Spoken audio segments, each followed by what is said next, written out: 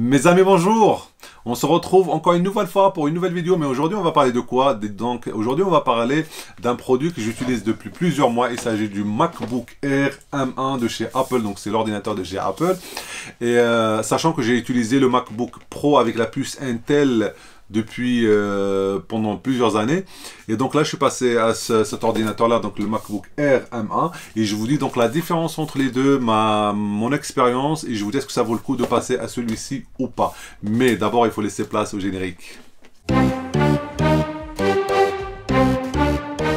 Nous revoilà mes amis, donc j'espère que vous allez bien. Vous ne me connaissez pas, pour les gens qui ne me connaissent pas, je suis Samy de la chaîne Samy Vlogs. Donc je vous parle de quoi? Dans cette chaîne, je vous parle de cartes bancaires, de banque en ligne, de new bank, de bons plans. D'ailleurs, si vous n'êtes pas encore abonné sur Instagram, suivez-moi sur Instagram parce que je vous partage avec vous des bons plans quand j'estime que ça vaut le coup de le partager avec vous. Et puis de temps en temps aussi, je partage des bonnes informations avec vous. Mais surtout, si vous n'êtes pas abonné à cette chaîne et que la vidéo vous plaise, bah alors abonnez-vous s'il vous plaît, et si vous avez des questions, n'hésitez pas à laisser vos questions dans l'espace commentaire. Donc comme je vous ai dit, ça fait longtemps que j'utilise, enfin ça fait plusieurs mois que j'utilise ce MacBook là M1, mais avant j'avais le MacBook Pro avec une puce Intel, donc je vous dirai la différence. Donc voilà, on va procéder au déballage. Donc il arrive dans un carton normal, hein. Par contre à l'intérieur, il y a bien la boîte blanche de chez Apple, toujours aussi sobre, très très belle boîte en blanc. Vous voyez, c'est juste une boîte, mais ils savent faire les choses. Bien la version standard que j'ai pris, vous voyez, c'est 256 Go, 8 Go de RAM, donc pas plus. J'ai vraiment pris la version standard. Donc là, on va bien sûr voir qu'il y a l'Apple MacBook Air M1. Franchement, ça m'énerve leur nom là. Donc voilà, j'ai pris en gris. Ouais, j'aime bien cette couleur. C'est assez sobre comme d'habitude. Donc on le prend. Il est dans la boîte, mais il est aussi dans un plastique. Vous voyez, on verra ça après. Derrière, il y a des petits patins pour pas que ça glisse quand vous le posez sur le bureau et tout ça. Il est petit, mais c'est ça que j'aime bien parce que je peux le transporter partout. En fait, c'est comme un iPad, sauf que je peux faire beaucoup plus de choses. Donc là, on a aussi le câble USB-C. C'est pas du tout le câble magnétique qu'il y avait avant. Là, c'est le câble USB-C des deux côtés. Donc ça, des deux côtés, c'est bien parce que ça permet de recharger et aussi le transfert de données rapidement. Donc là, on a le chargeur qui est pas, je crois que de mémoire, il est de 25 watts, donc c'est pas un chargeur ultra rapide, c'est un chargeur, on va dire, moyen. Ça vous permettra une recharge de votre MacBook je crois, en 1 heure, 1 heure et demie. Donc vous voyez, c'est pas très très rapide, mais voilà. Donc après là, c'est des bouquins, ça sert à rien, c'est des trucs, c'est assez sobre leur emballage, il n'y a pas grand chose. Là, on va prendre le MacBook lui-même, vous voyez, il est dans un plastique, il est bien protégé, avec le minimum. Vous savez que Apple maintenant il fait le minimum pour les emballages et tout ça. Voilà, donc on va l'ouvrir. Franchement, il est beau. Moi j'aime bien. Franchement, alors là par contre, vous voyez qu'on a que deux ports USB type C. On n'a pas plus, on n'a rien d'autre. Il n'y a pas de place pour le. Vous voyez, derrière, il n'y a pas de truc pour charger. Il n'y a rien, hein. C'est que ça. Donc voilà, je l'ouvre pour vous. Et voilà, vous voyez, franchement, c'est très très joli. Donc là, on va l'ouvrir. Un écran vraiment très très beau. Ah, je ne me lasserai pas. Franchement, c'est très très beau. Voilà, et vous voyez, il est bien protégé. Encore un film sur l'écran, avec un démarrage assez rapide. Donc, ce qui se passe, mes amis, c'est que moi, j'avais le MacBook Pro avec une puce Intel. Donc, si vous voulez, en gros, les ordinateurs, que ce soit chez Apple ou chez toutes les marques pratiquement, ils utilisent la puce, pas tous. Il y a d'autres puces, mais la plupart, ils utilisent la puce Intel qui est vraiment très, très efficace. Sauf qu'à un moment, Apple, il a décidé de changer et de mettre sa propre puce qu'il prépare, et il fabrique ses propres puces qu'il a appelées M1. Alors, c'est quoi l'avantage? L'avantage, c'est que c'est lui déjà qui gère ses puces, donc il fabrique, il ne dépend pas des autres. Et deuxièmement, ce qu'il veut faire Apple, c'est d'avoir la même puce sur tout. Le même environnement, c'est-à-dire qu'on va avoir cette puce M1 là, là on va bientôt l'avoir peut-être sur l'iPhone, on va l'avoir sur les iPads, on l'a déjà, sur les MacBooks, sur les iMac, on va l'avoir partout cette puce là, donc on aura la même puce qui va nous permettre d'avoir les mêmes applications, le même environnement sur tous les produits Apple. Donc on va d'abord parler un tout petit peu du MacBook Pro. Avec la puce Intel, ça marche très très bien. Les produits Apple, ne vous inquiétez pas, ça marche très très bien. Ça coûte très très cher. Il commençait, je crois, à 1400 € dans le catalogue. Je n'achetais jamais les prix au catalogue, enfin au prix catalogue parce que ça sert à rien. Il y a toujours par exemple, le conditionné chez Apple ou alors chez Amazon. Donc n'achetez pas au prix catalogue, à part si vous avez de l'argent que vous savez pas quoi en faire. Mais en gros, c'est pas le sujet. En gros, quand j'ai appelé le Pro, ça marchait très très bien. Comme tous les produits Apple, il était très très puissant. Mais il avait un problème, c'est qu'il chauffait par exemple. quand je lançais plein d'applications, il chauffait. C'est sûr et certain, il chauffait. Ça, c'est, voilà, il n'y avait pas de souci avec ça. Il chauffait tout le temps. Et surtout, il y avait des fois, il y avait le ventilateur, ça faisait du bruit. Ça se lance pas tout le temps. Mais des fois, quand vraiment il chauffe, il y avait le ventilateur. Par exemple, j'ai essayé de faire le montage, c'était impossible. Laissez tomber les gens qui vont dire sur internet, oui, j'ai fait le montage de ma vidéo sur le MacBook Pro de 2011-2010. C'est pas vrai, vous le faites, ça va, voilà, ça va cracher, ça va pas marcher.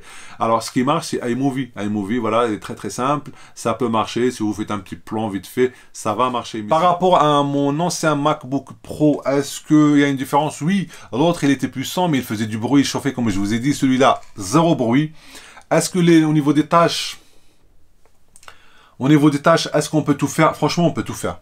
Au niveau des applications, et ben en fait, la puce M1, elle vous permet normalement de faire toutes les applications qui sont par exemple sur iPad. Vous allez les retrouver direct. Vous pouvez les télécharger sur le MacBook Air M1, sachant que il y a plein d'applications qui sont pas encore compatibles en fait, parce que normalement le but, comme je dis, le principal but, c'est que toutes les applications soient compatibles entre dans tout le environnement Apple, mais là il y a plein d'applications qui ne sont pas encore disponibles. D'ailleurs, par exemple, Premiere pour les gens qui font le montage, bah ça fait pas longtemps qu'elle est passée, qu'elle est devenue compatible. Moi j'utilise par exemple pour le montage, on peut utiliser iMovie, tout marche très bien, même les vidéos donc en 4K. Final Cut aussi. Moi j'utilise par exemple le fameux DaVinci Resolve que je vous conseille, il est très bon et ça marche très bien, ça bug pas, ça marche vraiment, ça se lance, vous faites le montage, le rendu, il n'y a aucun souci. Donc la question qui se pose, comme je vous dis, moi je ne vais pas rentrer dans les détails techniques, juste pour vous dire, l'écran il est très bon. Alors on va parler du truc qui fâche, l'autonomie. L'autonomie sur toutes les vidéos, ouais, voilà, MacBook, c'est un miracle, il tient je sais pas combien d'heures. Ouais, il tient 9 heures comme tous les autres normales. Là, il tient normal 9 heures, 10 heures. Mais c'est comme déjà les anciens MacBook. Donc, c'est à ce niveau-là, moi, je trouve que c'est pas un miracle comme la plupart essayent de le dire sur YouTube. Oui, ça tient les 9 heures. C'est très bien 9 heures. Hein. Mais voilà, mais c'est pas non plus... voilà. Par rapport à un PC, oui, ça tient vraiment bien. Parce que j'ai eu des PC qui tenaient 4 heures, 5 heures. Là, ça tient les 9 heures. Mais le MacBook, l'ancien MacBook, ça tenait aussi 9 heures. Donc, à ce niveau-là, il n'y a pas vraiment... il n'y a pas vraiment de miracle. Deuxième chose très importante, comme je vous ai dit lors de le déballage, et ben, les connectiques. Il faut savoir que voilà, pour l'avoir à un bon prix, ben, il faut prendre comment dire, il faut prendre le modèle le moins cher. Le modèle moins cher, il est à 256 Go de mémoire, donc sachant que le système lui-même va prendre plusieurs gigas, donc il va rester dans les 200, on va dire 180. Si vous voulez par exemple faire le montage, c'est impossible de le faire directement, il faut vraiment prendre un disque dur. Deuxième chose aussi qui est très importante, et ben elle est là, connectique. Bah il a rien, hein. Il a deux entrées USB-C, et là bah voilà, c'est galère, hein. C'est galère, il faut vraiment acheter un adaptateur. Voilà ce que je fais moi, je vous montre ma technique, rigolez pas, elle marche très bien. Regardez, hop, je remets les deux, vous allez me dire, mais c'est quoi ça, Samy, c'est quoi ça? Bah regardez. Et voilà, et derrière, bon, regardez. C'est quoi ça? Et ben en fait ça c'est un SSD, d'accord? C'est un disque dur. Et là c'est une connectique, voilà, et ça vous permet d'avoir des USB, de la carte mémoire, un autre HDMI, vous voyez, ça vous permet d'avoir... plus de connectiques qu'on n'a pas directement sur le MacBook. Alors que la recharge, oui, 1 heure et demie, ça se recharge, il n'y a pas de souci. Là, on va faire les comparatifs pour vous dire ce que j'en pense par rapport à un PC normal ou alors par rapport à un autre Mac de l'ancienne génération. Juste avant de parler de ça, n'hésitez pas à vous abonner si vous n'êtes pas encore abonné. Abonnez-vous s'il vous plaît, si la vidéo vous plaît. Donc, mon avis. Si vous voulez acheter un PC Windows par exemple, et vous hésitez entre les deux, déjà, il y a vraiment une très grande différence. Par exemple, un MacBook, au niveau des jeux, par exemple, vous n'aurez pas beaucoup de jeux. Hein. Si vous voulez jouer, franchement, c'est vraiment... Ouais, il y a des jeux, mais si vous voulez des grands jeux, des AAA, machin, il faut aller directement sur les PC Windows. D'ailleurs, sur les tours, même pas sur les ordinateurs portables. Donc, je ne sais pas si le comparatif il est bon, puisqu'il faut aller directement sur les tours pour avoir un bon produit sur lequel vous pourrez jouer tout le temps. Là, donc, au niveau des jeux, franchement, il faut... Voilà, c'est même pas la peine. Maintenant, vous faites des tâches, on va dire, plus administratives, de la vidéo, YouTube, machin et tout ça. Franchement, même comme je vous dis, le montage, si vous faites des montages, surtout si vous faites sur DaVinci Resolve ou alors sur iMovie, ou même... Alors, Adobe Premiere, je vous la conseille pas sur ce Mac Air M1.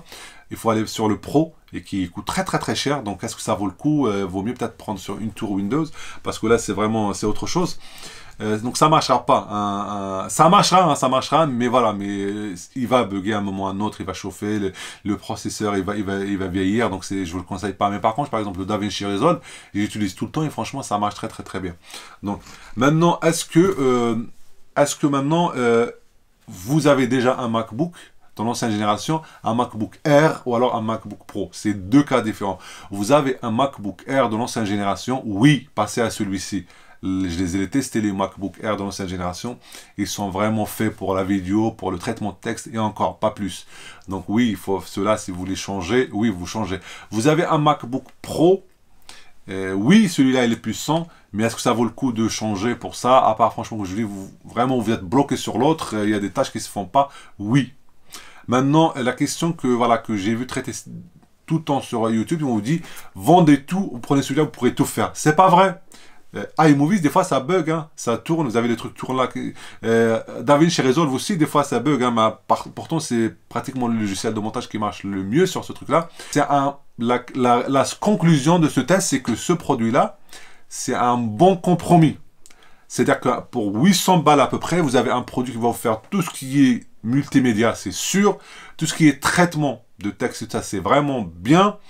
Montage, oui, ça dépend de logiciel que vous utilisez et ça veut dire, ça dépend de la qualité que vous voulez. Vous utilisez de la 4K et tout ça, ça va marcher, mais il ne faut pas s'attendre à ce que vous voyez, ça se passe en 2 secondes, comme ils le disent sur Internet. N'écoutez pas ça. Bon, la question aussi qui peut se poser, j'ai un peu d'argent, est-ce que je peux jouer sur l'espace ou sur la mémoire?